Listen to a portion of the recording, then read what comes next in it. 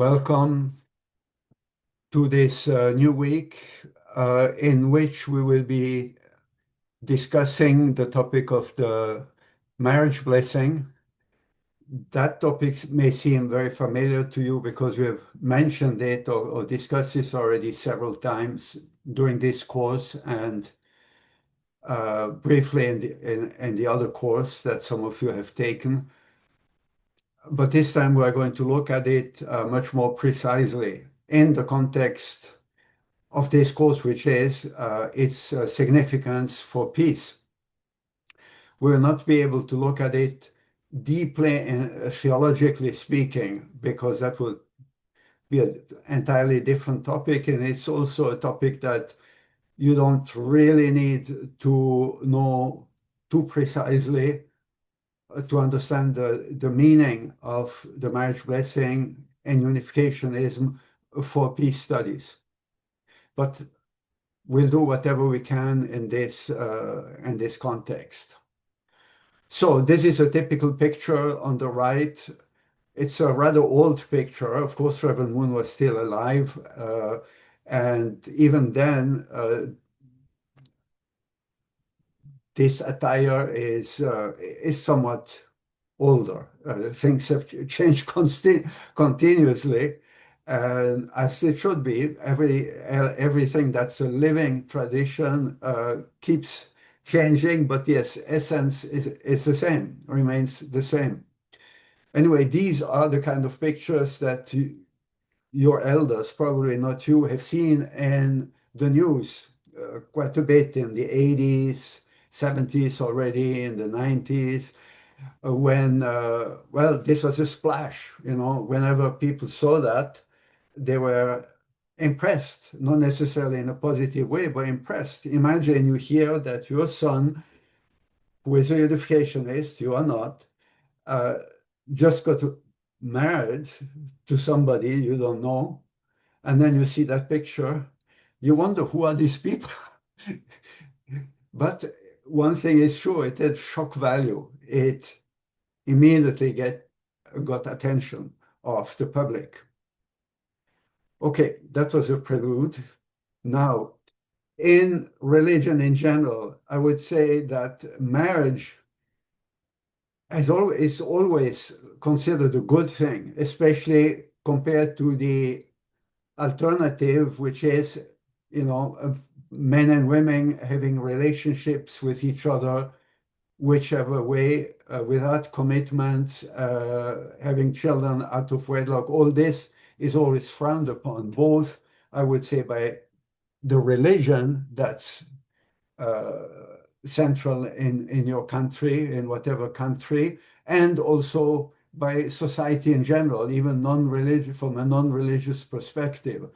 Because, of course, socially, marriage is a stable institution that guarantees a lot of things. Stability in the education of the children, and it's fundamental, even for somebody who has no understanding about any deeper meaning of marriage. And religions emphasize that too. However, at the same time, and you see the pictures here, in most religions, marriage is considered a holy thing that every normal person is expected to go through at some point in life, in their youth. But it's not considered to be the ultimate choice. There's always the ultimate choice, which is to be a man or a woman of God,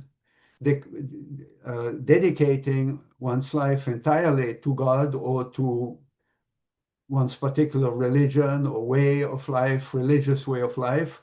And that almost always implies remaining single. So you have that ambiguity, which is almost sounds contradictory. Marriage is good. Not being married is not so good. Married is not so good. However, if you really want to dedicate your life to God, then that doesn't apply. Then it's better not to be married.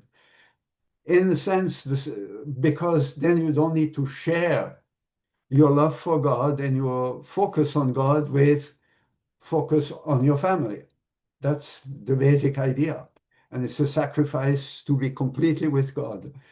That is, as you can see from the picture here, it's something you find east and west, north and south, everywhere.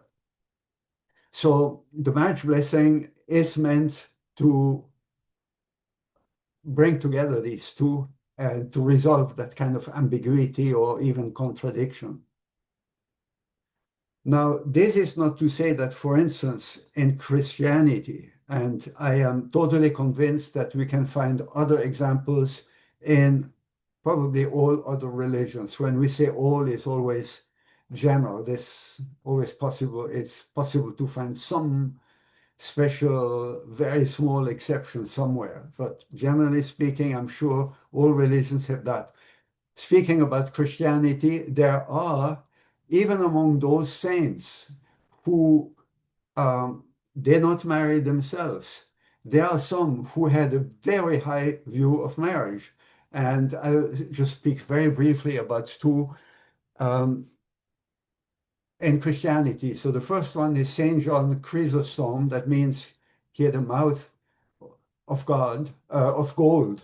He could speak words of gold. He was in Asia Minor, in Constantinople, in the Eastern Christian Church, a few hundred years after Jesus. And he said the following: God created Adam and Eve for each other. A father rejoices to see his son or daughter marry. It is as if his child's body is finally becoming complete. So that's an apology of marriage. Finally, my son is not anymore just a man separated from his other half. Now he is complete. And it even says his body is complete with that of his wife. It suggests that it's something needed to be complete, right? Then the second one, rather shocking. I found these when I did some investigation in my graduate studies, and I was very surprised to find that, not that I was personally shocked, but to find that among the fathers of the church. The woman receives the man's seed with rich pleasure, thus becoming one with her husband. I know that my words embarrass many of you, and the reason for your shame is your own wanton licentiousness. Why else would you be ashamed of what is honorable? So, in other words, the coming together of husband and wife is not something to be ashamed of. It's something glorious, beautiful, wonderful, even the physical love relationship. But he is aware that because people's life is usually not that clean, immediately people feel embarrassed when they hear about that. That's the problem with, all things that have to do with the sexual union of man and woman is considered dirty in our world in general and everywhere and at all times. By the way, the swear words, insults, and all that, they all relate to that part of the human body, which should be the holy parts through which man and woman become one. So anyway, that shows that Chrysostom was deeply aware of that. He was a monk. And then, when you see a prostitute desiring your body, say to her, this body is not mine. It belongs to my wife. The wife should do the same. Here is complete equality. Not just husband, not just wife, both should consider that their body belongs to their spouse. This is exactly what Reverend Moon says. And it makes sense. Then finally, you no longer have a body of your own, yet you have money of your own. If all our greater blessings are held in common, why should money not be? So that has to do with the finances of a couple. It suggests again, if you're one, you're one. Don't keep, husband and wife money separate just in case. So that is really the greatest apology of marriage that I found anywhere in the Christian church. However, he remained single. He remained a monk dedicated to God. He had long conversations with a noble woman who was married and shared, she went to confession with him and she shared many things about him. And through her, he discovered her marriage is precious. You can see this is somebody who speaks from experience. It's not it's his um, parishioner, so to speak. And he changed. Initially, he was very much opposed to marriage. He considered it something very inferior. Anyway, I wanted to share that with you because in my opinion, it's amazing. The second person I will bring up briefly is Hildegard von Bingen, who came more than half a century later. She was a sister. She was the head of a monastery in Germany. And she is famous today because she is a darling of the New Age movement. She composed, there are many songs by her. Of course, she didn't record them, but they have the melody and the words are from her. And she was a marriage counselor, even though, again, she was not married. She was a philosopher, she was a theologian, and she was uh, a lot of other things. Very famous. But again, she was not married. But she says men and women are in this way so involved with each other that one of them is the work of the other. So that goes beyond. You become not only what you are of yourself, but what your wife makes you or your husband makes you. We become different and we develop through interaction with our spouse. So I'm not only myself anymore. Without woman, man could not be called man. Without man, woman could not be named a woman. And you see, generally, in a rather not very noble way, you say of a man when he is finally married, "Oh, now you're a man." It means you're not just alone.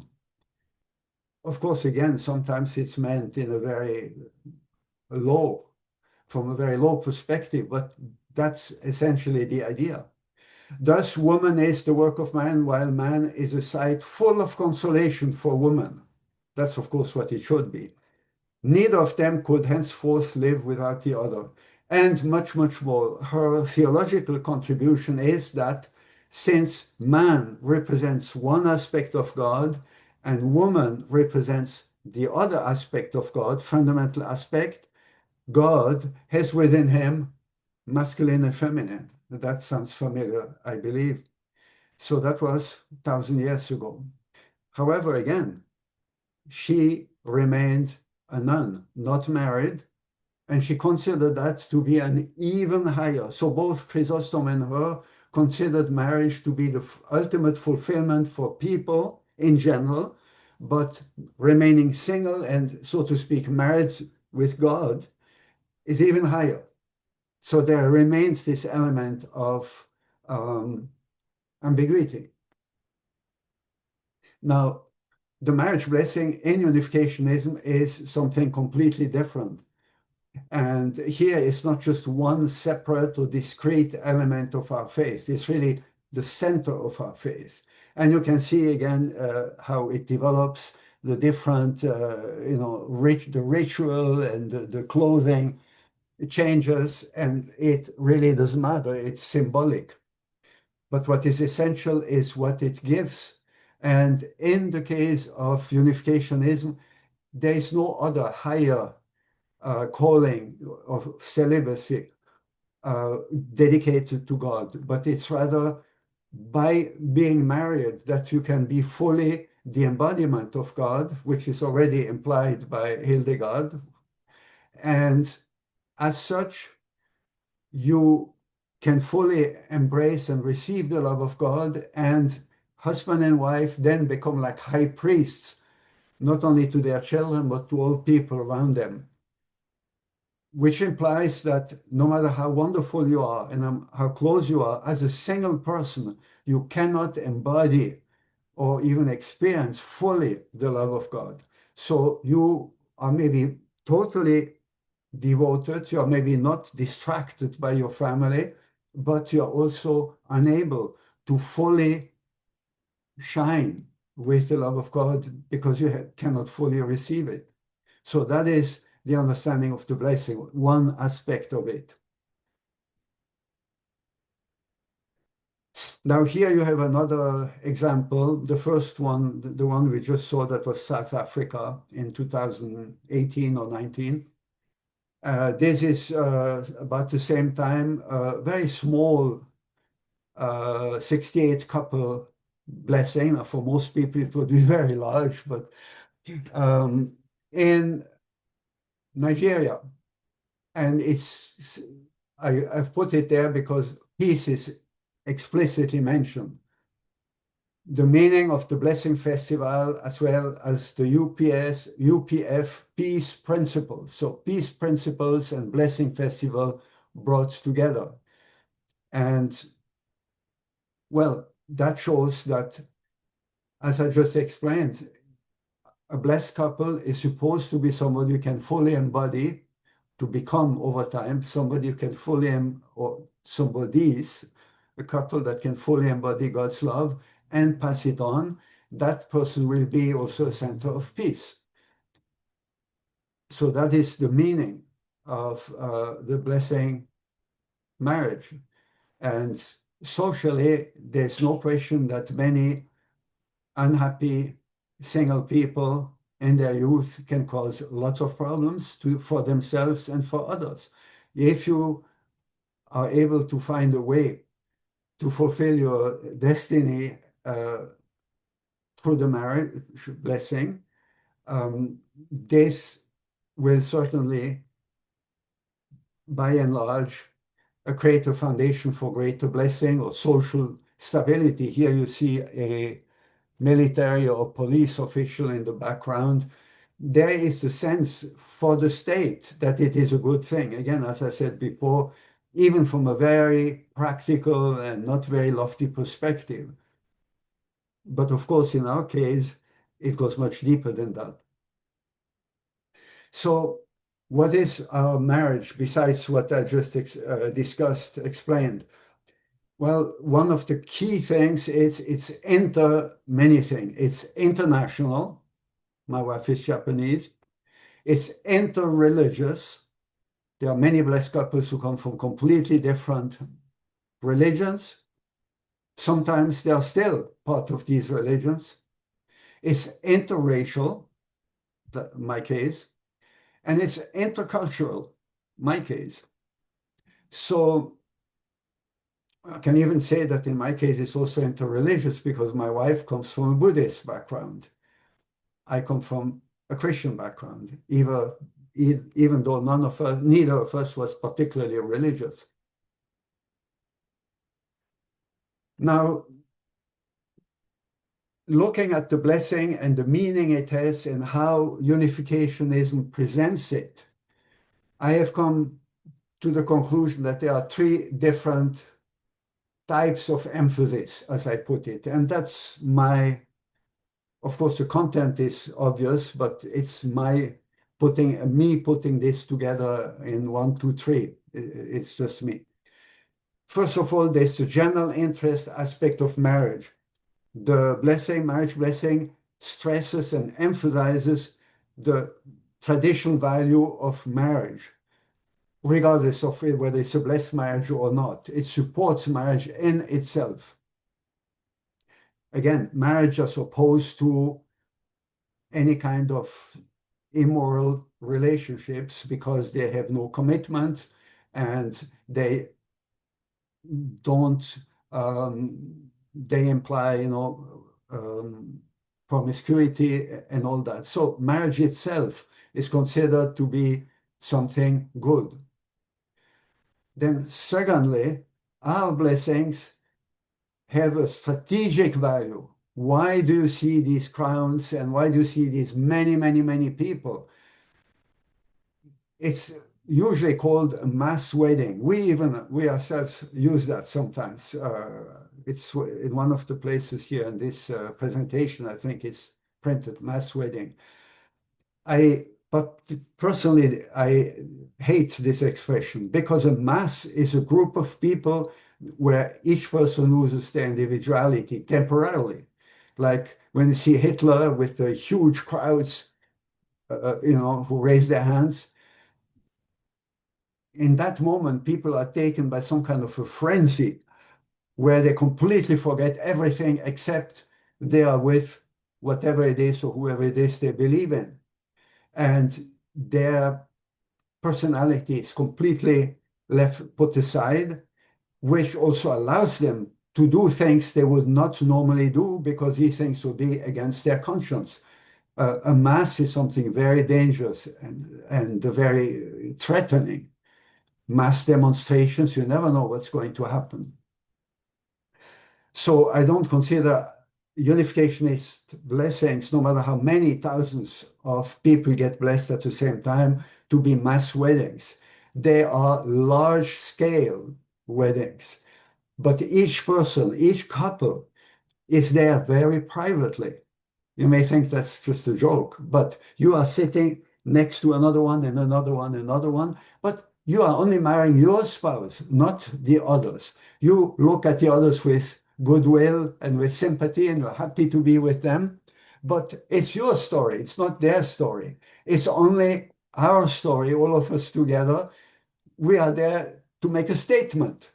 But then our marriage will develop, go its way privately, of course, completely privately.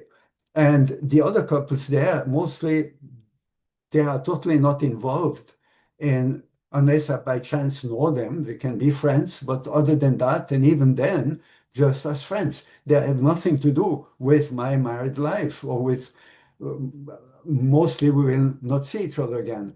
So our founders created these kinds of mass events or large scale weddings. Of course, mass wedding sounds better, it has more shock value, in order to make a point, to show that many, many, many young people and not so young people are willing to stand together to take a stand for God, for love, true love, for marriage, and for peace.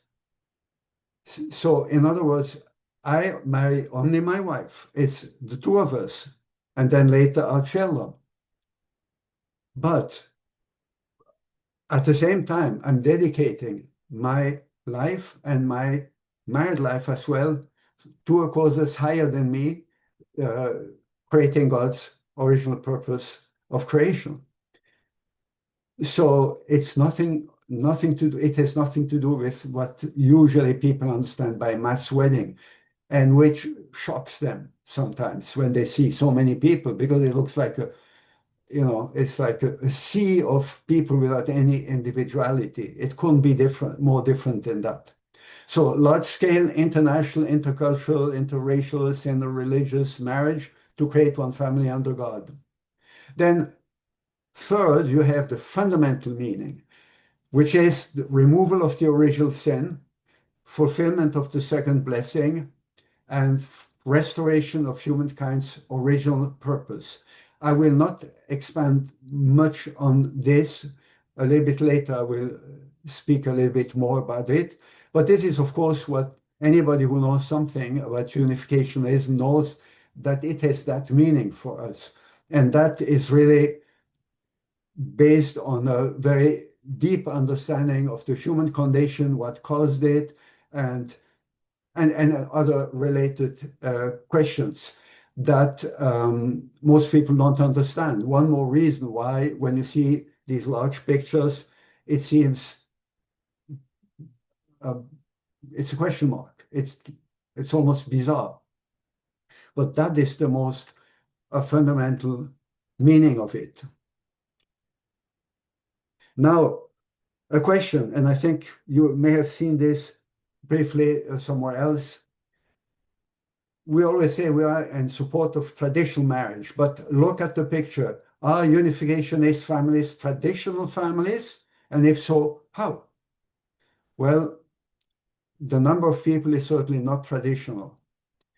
The fact that one is white and one is not even not white, Asian, and the other one is black, not traditional. In the United States, a few decades ago, that marriage was illegal, illegal, maybe 60 years ago, so I forgot, and frowned upon much longer than that.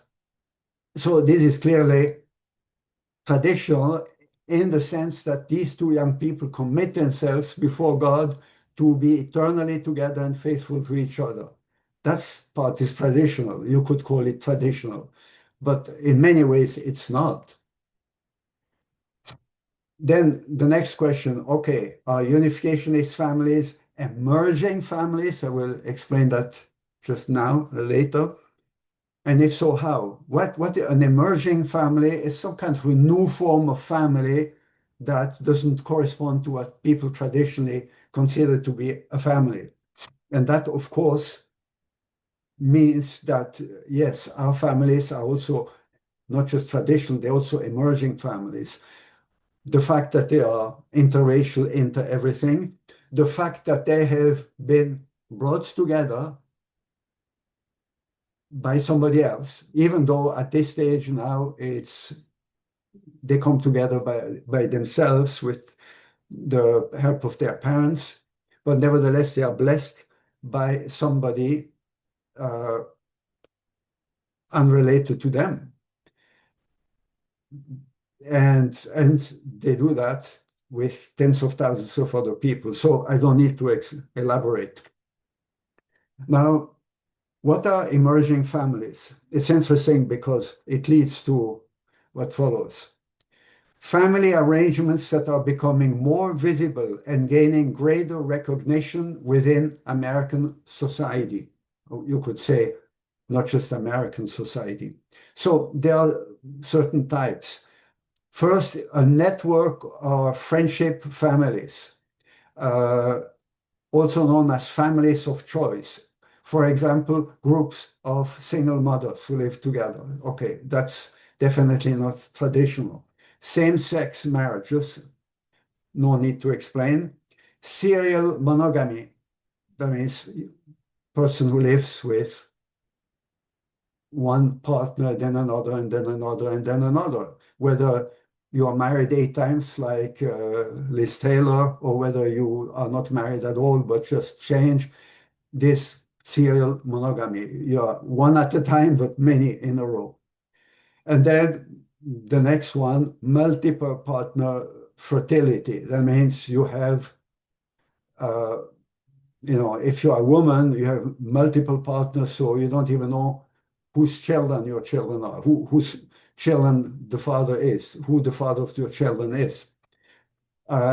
These are all forms of families that have always existed, by the way, but they are becoming accepted in contemporary society. So that's why you call them emerging. Now, there is one-fifth type of emerging family that's new, and that goes into the other direction, the direction of the blessing. It's called covenant marriage. I didn't even know about it. There are 3 states in the United States, Arizona, Louisiana, and Arkansas, I believe, that have this as a legal option, that when you marry legally, that means not your religious marriage where you're in front of the state, you make a special commitment that puts you legally in a different category from other married couples, essentially making it more difficult for you to divorce. So it's a special commitment you make, and to show that commitment, you basically put yourself in handcuffs more strongly. Getting married means I'm married now. I cannot just leave, but I can divorce, and it's not all that difficult. So this is an effort to make it at least legally more difficult to break that marriage as a sign of your commitment. Obviously, you can still divorce, and obviously, without divorcing, you can break apart. So it's not a guarantee, but it's a new type of marriage, essentially religious. It's a Christian type of marriage, I mean, in terms of its motivation. That goes in the direction of a marriage blessing. Meaning again that we are a little bit of both. And new forms of marriage or marriage, emerging type of marriage is not necessarily something that goes the way of what I would call the destruction of traditional marriage. Now, here I'll show you something that I found also in my academic research that I found quite interesting. It's an academic journal, peer-reviewed, a journal of the Department of Sociology of North Bengal University, that speaks about something that might seem familiar to you. I read Lori Faye Jacoba is a Filipino bride of a Nepali Sikkimese man. Lori's was an inter-country cross-cultural marriage. Lori was associated with one INGO, International Non-Governmental Organization, called Universal Peace Federation. Her three maternal uncles had encouraged her to join this NGO when she was a high school student. So basically, her three uncles were members of our unification family, and they encouraged her to go to the blessing, to join and then to go to the blessing. In 2010, the NGO, with the help of the college, I don't know what college, organized a group marriage ceremony for 25 to 27 couples. That must have been a satellite blessing. Lori had also sent her photo for selection, and so did her would-be husband, who was also a member of that NGO. They sent their half and full body photos. According to the norm of their organization, the founder and all the assistants sat together, followed the match procedure by reading the forehead and ears of all the willing boys and girls. That's a little bit strange. I'm not aware that we do that, but in Asia, there is this sense that, our physiognomy can reveal something about us. Once the pairs were selected, they had to take blessings from the head of the INGO, that is clearly Reverend Moon and his wife. Hence, in 2012, her would-be husband from India went to the Philippines. Well, it says India and he is Nepali. Maybe he was in India. So it's just interesting to see from the perspective of somebody who does not know anything about us and writes about it academically. And it shows ways in which this young woman was maybe not even fully a member because of her uncles, and finally joins the marriage blessing. So that's definitely cross-cultural and encouraged by the NGO that she joined, UPF, which is not even the Family Federation, it's just UPF. Now, next, we've been speaking about mixed marriages now, into this, into that. But it's good to remember that this is one aspect, an additional aspect. Again, the fundamental aspect is the meaning of the blessing. These are additional aspects, committing yourself to the world, but also committing yourself to restore broken relationships beyond your own. That means those of your communities. In other words, if a Japanese man and an American woman marry, maybe not so much today, but a few decades ago, they kind of symbolically brought together the former enemies of World War II. And it's not just symbolic, it also means that my father was in the war, he was in Iwo Jima, and her father was maybe too, but on the other side or somewhere, there's lots of stuff there, and maybe lots of hatred because of what they did. Or they're the ones who killed my father or my uncle. And today, imagine an Israeli and a Palestinian. There's a lot. So these marriages coming together under for a higher purpose, that makes perfect sense. It's difficult, but if you can come to love that person completely and you get your families, not just you, but your families to finally accept that spouse you have that is from the enemy country, then how beautiful and how much does it contribute actually and substantially to peace? Reverend Moon has said, you know, if marry in that way, then you have grandchildren, and your spouse's parents maybe hate you. They cannot overcome that because you're the son of the enemy. But when they say the grandchildren that are not only your children but also the children of their daughter, their heart melts, and there are countless examples of this happening. So that's a meaning. Now here, what I wanted to show is it works if that is the purpose and that is the spirit. It does not automatically work. It may be a great thing, but not automatically. So here I have an example, Bosnia. At the top, you have a bridge of Bosnia, the type of bridge that has existed for hundreds of years, but then finally they survived hundreds or even 1500 years, and they were destroyed in the war in Bosnia or somewhere else in the former Yugoslavia. This one, I think, still stands.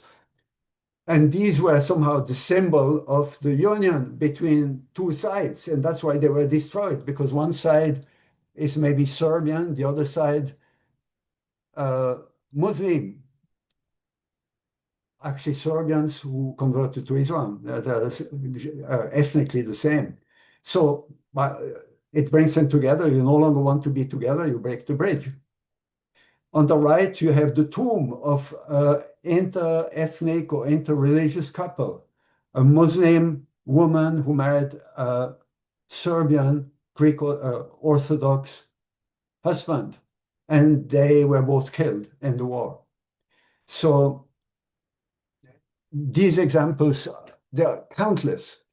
There's a document that I invited you to read about that. There's, I think, 1 million mixed couples in Bosnia. That's 2 million people who are married across the, lines of enmity, religion, ethnicity, Roman Catholic, Greek Orthodox, Muslim. And did they stop the war when things started turning difficult? Not at all. They were destroyed. The 1 million mixed couples had absolutely no capacity to prevent the war. And in most cases, yeah, they were destroyed. Even when they were not killed, they had to separate or they went through horrible suffering. Now, at the bottom left, you have a couple in Lebanon, a Christian man and a Muslim woman. Now, I have a spiritual daughter who is Muslim from Lebanon, married a French man who is Christian, and they are educated people, no big deal. This seems to be a village environment, more traditional, not easy. It apparently, according to the article from which I took it, it created a lot of uproar. And so anyway, the point here, these things have happened many times in the past. They have not necessarily brought to peace. They were more the victim of war when war broke out. And generally, the next question, is it always good to have intermarriage? Well, here you have, I don't read the beginning, which is not directly related, but I'm just going to the point, the bold characters towards the bottom. The people of Israel returned to Canaan, where they were influenced by the 7 Canaanite tribes. Through intermarriage, they were morally corrupted, and the society fell apart as a result of their wickedness and promiscuity. In other words, Israel conquered a country that was called Canaan. They had idol worship. They were not monotheists. And after conquering that place, they became influenced because that place was actually richer than them, more prosperous. They intermarried with wives that were not uh, Hebrew, and well, they lost their faith essentially. And in the this is from the Bible. It's Reverend Moon quoting the Bible. So this was considered a horrible thing to do. And okay, that is a religious perspective, and I just leave it's a historical document, the Bible. Um, doesn't not necessarily binding on all of us, but you can understand more generally that if you get married with uh, the wrong person meaning, of course, from what perspective, but let's say you get married to somebody who is not generous, not faithful, uh, etc., maybe a criminal, that is going to make your life most probably, unless you can bring that person to change, get that person to change, that is going to give you most probably more difficulties in life than not. And marrying somebody who will bring you down or bring you, away from your faith or your moral standards is not a good thing. So intermarriage is, of course, not automatically good. And here, Reverend Moon concludes, reversing this, two parents performed a cross-cultural marriage between blessing for Korean and Japanese young people. That's what the point I made before. I chose the example of Japan and the United States. It's the same thing. Traditional enemies who become one and marry with that purpose and bring about a good result.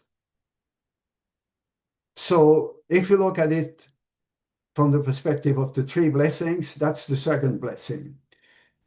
So the first blessing seems to be the most urgently needed. I need to become perfect myself so that I can be ready to marry. Because if I'm still immature, because I'm too young or because I just didn't reach maturity, then I'm going to bring my immaturity and my problems into my marriage. So first, I have to achieve personal maturity as perfectly as possible, and then I create a marriage. And then together we can take care of not only the children we have and grandchildren, but the entire environment, all the people around us, and nature, everything. But from the unificationist perspective, and even if you don't understand the theology deeply or understand it or know it deeply, it's easy to see that we live in a world where the development of one human being, a single individual, from childhood into adolescence and adulthood, happening according to an ideal pattern is not really thinkable. It's not really thinkable. Of course, some of us have good parents, some of us have very difficult parents, and some of us make good choices, some make bad choices. But the fact is that just like the environment we breathe makes it impossible for any of us to lead fully healthy lives. We can't.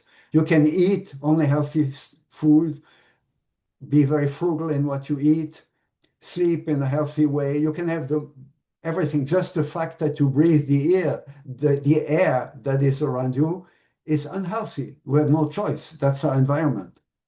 So by the same token, morally and spiritually, we live in a world that is quite corrupt. Not completely corrupt, but there's a lot around going on around you that is not desirable.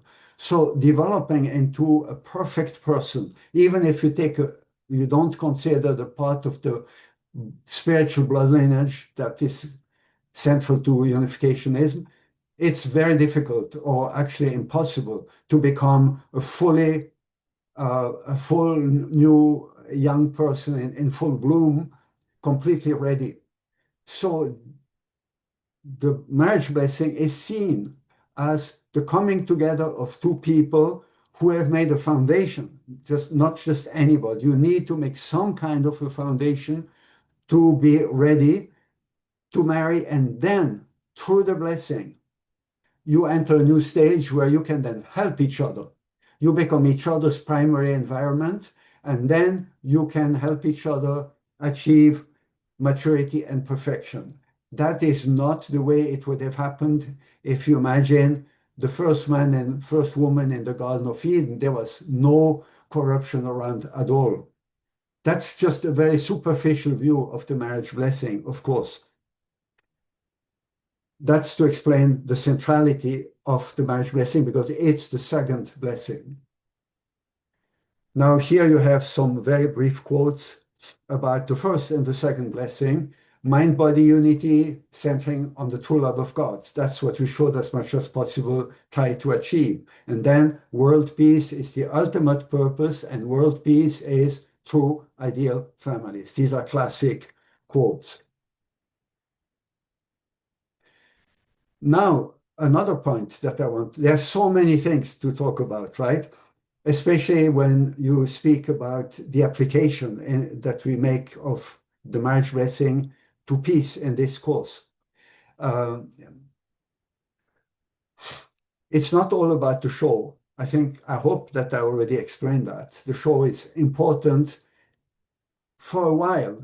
In the future, it will not be. And already now, these huge marriage blessings no longer happen. And things change. The fundamentals remain. But so the show is important, but not the most important.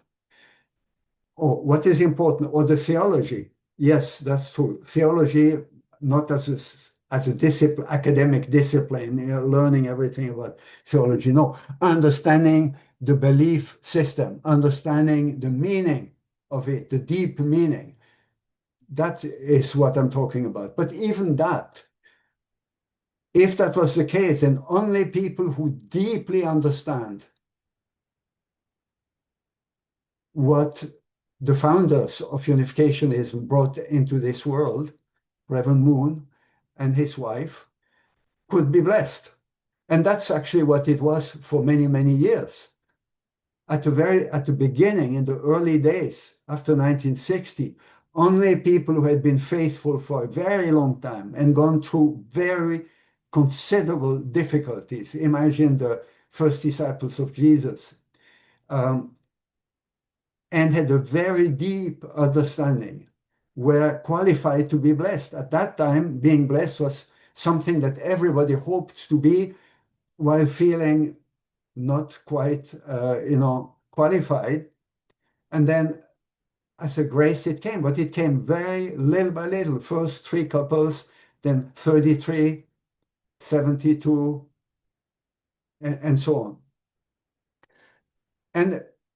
But the point was from the beginning that it was for all humankind. But you need solid people to get something started. That's the only reason why it was so difficult. Solid people who can make a foundation upon which others can stand. Now, already 40 years ago, Reverend Moon and Dr. Hakcharan, our two parents, have invited people who are not unificationists to receive the blessing, including the Grand Mufti of Huftaro of Syria in the 1980s, who came with 40 of his disciples. I believe I've already shown that. They were not unificationists. They got blessing education. They went to a 40-day workshop, believe it or not, willingly, of course. And they were blessed based on that, not on becoming unificationists. Why? Why would they do that?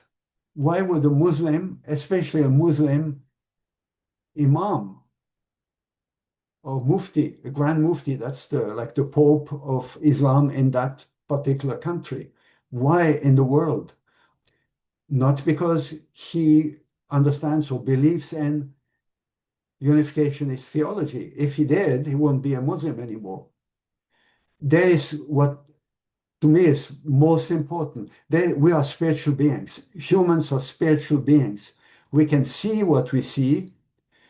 We taste with our mouth. We smell. We have all these senses. We understand with our brain, but we also sense things spiritually.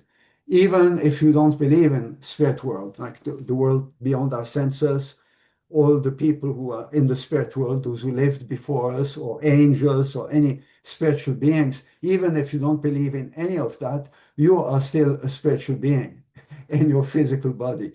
We have a sense that tells us when you are with people, I feel this is a good person.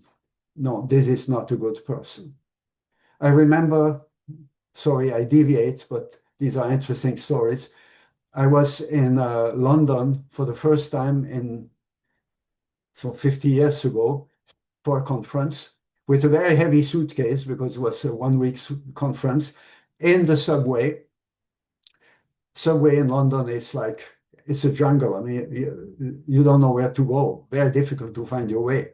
And I was in one of these crossroads. I knew where I had to go, but there was no sign, and I didn't know. So I stopped the elderly lady and asked her, "Do you know how I can get to whatever the station was?" And she said, "Yeah, it's this way, I think, but you know what? I'm not sure. Leave your suitcase with me, and then you can go around. I'll take care of your suitcase, and you can much more easily go around without carrying this heavy thing and find your way."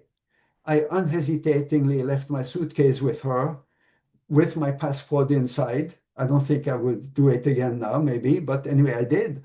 I went, I found my way, I came back. She was there smiling with my suitcase. Why did I do that? I knew she's a good person. I knew she meant it. I didn't know anything about her. Now you can say, well, I could have been fooled, maybe. But anyway, my point was we are spiritual beings and we can sense when something is good for me to some degree, some more than others. So many people can sense the blessing, that's the door, or that's a door, or that's good for me, even without fully understanding or fully accepting. I don't agree with this, I don't feel, but I know. And that applies especially also to previously married couples who already are, that's much easier. They're already married, already together, but they feel there's value, some kind of a mysterious or essential value or half understood value to us receiving the blessing from true parents. Because again, you may not understand intellectually or not fully understand, but there is this sense. And I think that is very important and that opens the door to many people. Now, since we talk about world peace anyway in this course, uh, my question is, looking at all our organizations that work for peace, what is the place that the blessing takes on these websites? Now it keeps changing all the time, so I cannot guarantee that today it's all exactly the way it is here. Take your time to stop. You will see that the Family Federation is all about the blessing. ACLC is also very much the American Clergy Leadership Conference, very much about the blessing. Women's Federation USA is quite a bit about the blessing. UPF less, because UPF is more about, political and other people coming together for conferences. Doesn't mean it is not related to the blessing, but I think it also doesn't mean that the blessing should be central on each one of our websites, because it's the central aspect. There's so many other aspects that need to be taken care of. These much less, because Women's Federation for World Peace International is essentially there as an uh, NGO at the United Nations working to fulfill the Sustainable Development Goals, including the one about women's role in society. The blessing is not central there. you pay fewer. So anyway, you can read at them, look at them, and go to the websites if you want. You know them already in part. That is what I found. Now, to end, something that maybe you didn't think about, even though it's not a secret. All the things that are actually not new in what we are doing. Mass weddings. Okay, there I call them mass weddings. Not new. While arranged marriages, that's the New World Encyclopedia, arranged marriages are normally contracted among families with the same community. Far-sighted leaders have employed arranged marriages to bind together disparate cultures and nationalities in their realm. So it considers already um, arranged families to be normal, but in some cases it's inter everything. Alexander the Great, that was 324 BC, before Jesus Christ, married 10,000 of his officers to Persian women. So he was Greek or Macedonian exactly. The mass wedding held at Susa was a model of Alexander's desire to consummate the union of the Greek and Iranian peoples. It didn't really work, and he didn't have any kind of very lofty perspective, but it shows it's not new. In itself, it's not new. 10,000 is a good number, right? Or also not new, picture matching. As some, you know, at least traditionally, Reverend Moon, who grew up already as a child with the capacity to match people together very well. He said in his village, when he was a boy, 8 years old or so, he would tell people who were in age of getting married, you and you would be a good couple. And he said when they followed his advice, the result was good. If they didn't, the result was not so good. So anyway, you can read into it whatever you want. It's clear that every culture has matchmakers. That means usually elderly men or women who are considered to be experienced enough and to know human beings in various ways, their faith, also there's astrology going on, there's all kinds of stuff depending on what culture you're from. But essentially, people who are believed to have the capacity to see how two people would fit together, a man and a woman, to be a good couple. That is actually not new. And that's what you see here on the right. That's a Japanese matchmaker bringing together. I say Japanese, but actually the man seems to have, is Japanese. But with pictures, that means you don't even bring the two together, but you just bring pictures together and you say these two. Well, my wife is from Tokyo. She's a typical modern Tokyo woman, but her parents also lived in Tokyo. They came from the countryside in Niigata. They were, before they joined, they were matched by picture by a local matchmaker who saw, well, probably one of them was there and looking at picture, okay, that one picture is a good match for you. That's how they were married, 20th century, Japan. So not that new. And then talking about picture matching, of course, if you see on the left, people with their iPhones and all these dating sites and marriage sites. So sounds crazy. And when it became known that Reverend Moon did that, uh, many people were shocked, but actually it's not that new. It's of course different from the way young people today generally get married by meeting and falling in love and deciding to get married, of course, but it's not new. Now, arranged marriages, again, it happened a lot, but it happened a lot not just the way I showed in Japan and here in India. It happened also in different ways. The term arranged marriage is usually used to describe a marriage which involves the parents in a process of selecting marriage partners for their children, with or without the help of a matchmaker. That's again New World Encyclopedia. And that is a difference that people saw traditionally when they see Reverend Moon putting together, so to speak, or matching a young man and a young woman. Hey, whose business is it? He's not their father. Why should they listen to him? Well, he's their spiritual leader and their spiritual father.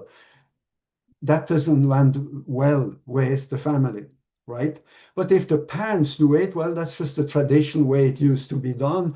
And today it's considered very outdated, and very few children will accept that or even try, or very few parents would even try to do that. At best, they could give an advice to their child, I think so and so would, are you not interested in him? I mean, I know it's time for you to get married, whatever, maybe at most. But here on the right, you have another type of arranged marriage, the so-called diplomatic marriage. And you have an elderly man, that's the one on the left, marrying a young woman. And her husband-to-be looks like he's about the same age as the father of the bride. So it means that traditionally, when these marriages happened inside the family, well, it was good because the parents did it, so they care for their children. But actually, many times they didn't seem to care that much, or maybe they cared, but they cared more for the future of their family. Even that is acceptable, but even more for their ambition, their personal ambition. In other words, I have a beautiful young daughter, and I know this old guy who is single or a widower, and he is kind of interested in my daughter because she's beautiful. I'm kind of interested in him because he's rich. So you have parents who are willing to literally give their child away, can also be the son sometimes, for motives that are anything but noble. So that is also one reason why traditional marriage is frowned upon.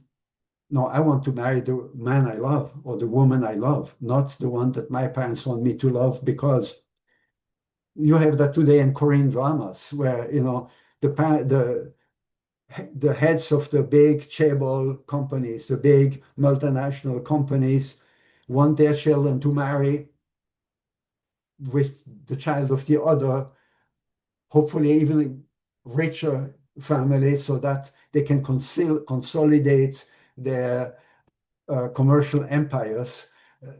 It's all considered a bad thing, right? And then I mentioned diplomatic or exchange marriages. That is beyond just families wanting to get together to climb the social ladder. Countries. Now that is, you can say, couples who sacrifice themselves to bring together countries. That's for world peace. That's what Koreans who marry Japanese do. Needless to say, nevertheless, when Reverend Moon marries Koreans and Japanese together, or Japanese and Swiss people like me, he doesn't just put them together, any which way. Not at all. First of all, who is willing? Who desires? Which Western man desires to have a Japanese wife? And then me, most of them, many of them. And then individually finding the best partner. So don't get the wrong feeling. And anyway, the purpose is for their happiness and the happiness of their environment and their nation, and peace in the world. So this happiness element is some kind of acceptance of a difficult start, leading to greater happiness.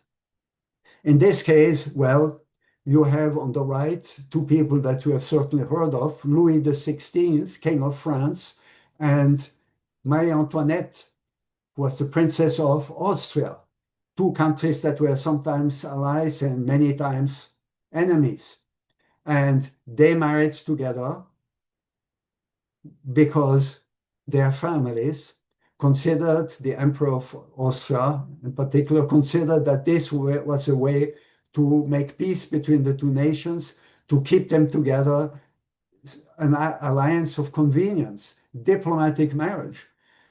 I don't think they loved each other, and they had great difficulty having a child, and she had a lover, at least one, and they were both beheaded. That's unrelated to them being married. So it didn't work out well.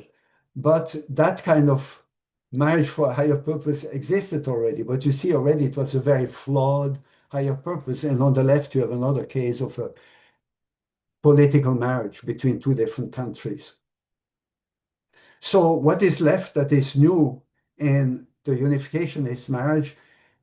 It's not the form, it's the substance. That's my conclusion. The form you can find everywhere else. It already happened. Nothing new. The way it's done exactly new, but essentially not new. It has all existed before, one way or another, one place or another. It's bringing back something that has already existed, but with a completely different perspective or substance. And that is what the marriage blessing is, and that's why it can work to create world peace. All these other examples didn't really lead to world peace. And again, to understand very deeply, you need to understand, like most of you do probably, the change of the blood lineage, which has nothing to do with blood or lineage, and really through the blessing, being able to escape the realm of dominion of something that maintains you below a certain line that you cannot cross, you cannot go higher up. So that was about the blessing, and I hope that you discovered at least some new element or some new aspect of the blessing. And through your readings this week, you can discover a little bit more as well. Thank you.